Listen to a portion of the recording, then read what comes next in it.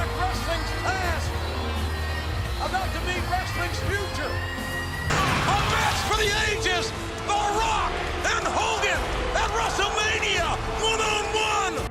Wrestlemania 18, Icon vs Icon, The Rock vs Hollywood Hulk Hogan, and over 68,000 fans in attendance at the Sky Dome in Toronto, Canada. Two of wrestling's greatest stood face to face in the middle of the ring, and after a classic stare down, they turned to the crowd for a huge response. This was the start of one of the best matches in WrestleMania history.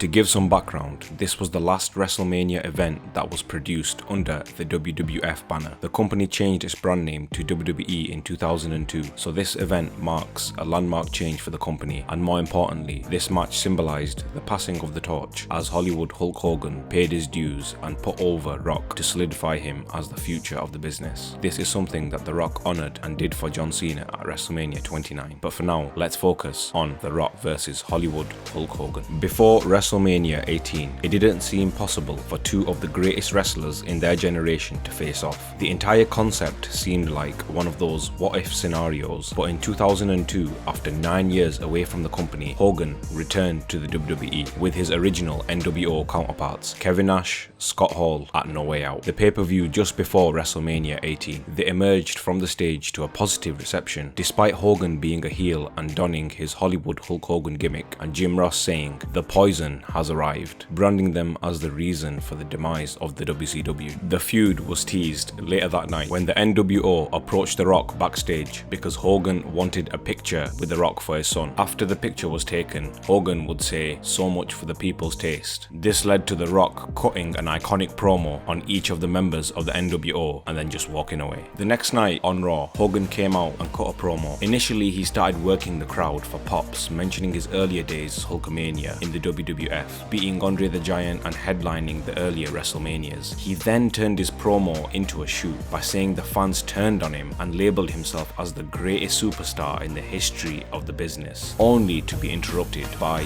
The Rock, the People's Champion, leading to an iconic encounter, with JR commenting, "It looks like wrestling's past is about to meet wrestling's future." The Rock would cut his own promo on Hogan with his usual punchlines and finally issue a challenge to Hogan by asking him what he thought about headlining one more WrestleMania against The Rock. Both superstars would continue to work the crowd and bill it as the fantasy match to determine the absolute best, and Hogan accepted. The match was set and The Rock would deliver a rock bomb. After this iconic segment, The Rock would exit up the ramp and had his back turned, and out came Scott Hall and Kevin Nash, who delivered a beatdown on The Rock. Hogan would then get back to his feet and get involved. He whipped The Rock with his belt and hit him over the head with a hammer, and then delivered a leg drop. If you thought that wasn't enough, they also spray painted the NWO symbol on The Rock's back. The emergency services would then put The Rock in an ambulance, only to be stopped by Hogan and the NWO, who trashed the ambulance with The Rock inside and then rammed it with a truck. The audacity. Three of the lowest life human beings I have ever witnessed. This segment developed the feud on its own. The match went from being Icon versus Icon to a personal feud between Rock and Hogan at Mania. The build-up was brief, with Hogan coming out the following week and cutting a promo on a cardboard cutout of The Rock, and Rocky making his return on SmackDown just days before the match. But one theme stayed consistent throughout the build-up, and that was who was the absolute best ever between these two. Hogan and The Rock. They believed in you. And damn it, The Rock believed in you. You are without a shadow of a doubt an icon. How do you feel about headlining one more WrestleMania with The Rock? Wrestling's past, wrestling's future.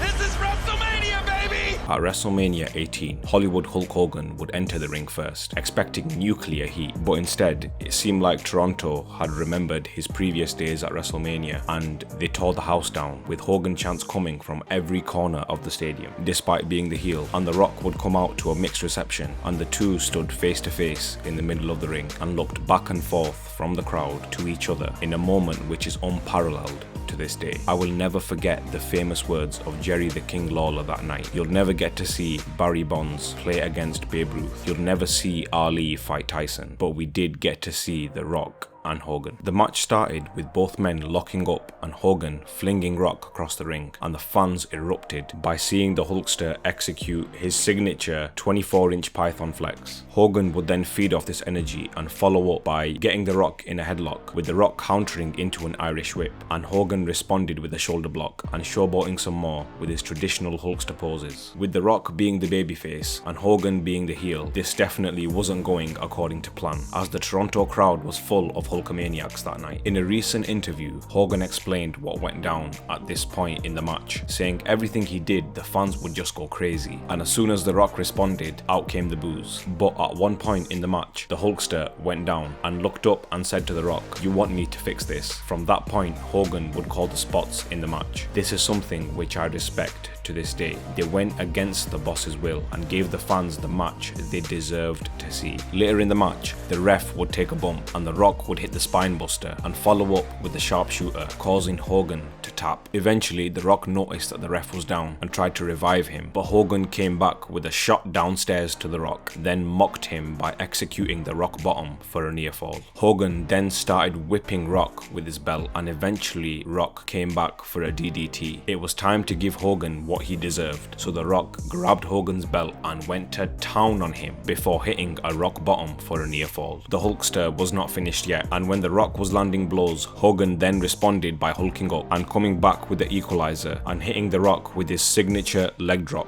and then again a near fall. Hogan tried the leg drop again but failed, as The Rock came back hitting 2 Rock bottoms and then finishing up with the People's Elbow, followed by a 3 count. Rock won the match with the crowd going crazy. These two men single-handedly changed the crowd's opinion by telling a story in the ring that night. That is what separated these two. They decided not to stick to the plan, and Hogan came out in an interview recently and said, "If we had done what we practiced, they would have booed us out of the building." Personally, I don't know how Hogan did it. He was pushing 50 at this time and wasn't ever the best in the ring, but he put on one of the best matches in WrestleMania that night and gave this match the true justice that it deserved. After the match, both superstars shook hands with respect, symbolizing the Hulkster passing the torch onto the Great One. But as The Rock left the ring, Kevin Nash and Scott Hall came and attacked Hogan, seemingly due to him shaking hands with The Rock after the match. The Rock returned and made the save for Hogan. For the second time, both superstars were left alone in the ring, and as Hogan started to leave, The Rock would stop Hogan in his path and ask him to pose for the crowd, leading to an amazing WrestleMania moment, and both men posed simultaneously in the ring, attracting a huge response from the crowd in attendance. This match featured so many iconic WrestleMania moments in one night, and after the match, WWE.com caught up with The Rock for an interview where he said, "This is by far the greatest night in the history of my career. In this industry, my main objective was to be the absolute best, period, and that's what Hogan did for me tonight. I can't thank him enough." And he ended the interview by expressing his gratitude to the Hulkster for paying his dues and saying, "I can't thank Hulk Hogan enough for what he has done for me." And that's it. These two men put on a spectacle that night, generating multiple WrestleMania moments and feeding off the capacity crowd, and until this day I'm yet to see another match like it. The Rock became a breakthrough star after this match. After conquering the wrestling world, The Rock would appear in his first feature film, The Scorpion King, and now, even until this day, this match is still revered in the wrestling world. And in March 2020, The Rock honored Hogan in an Instagram post mentioning about the 18th anniversary of the Icon vs Icon match. He explained the importance of following his gut, and he listened to Hogan that night, and that's why the match was so great, and he would finish by thanking Hogan once again. It is surprising to me to see that Hulk Hogan was actually selfless that night and gave the fans what they wanted rather than what he wanted, and that's just it. The fans are much more important than the superstars, and Hulk Hogan finally realized that towards the end of his career, as he started to show much more appreciation for the fans that stuck by him for so many years. And that's all for this video. If you stuck around until the end, I would really appreciate it if you hit the subscribe button and stay tuned for more wrestling content here on Wrestling Real.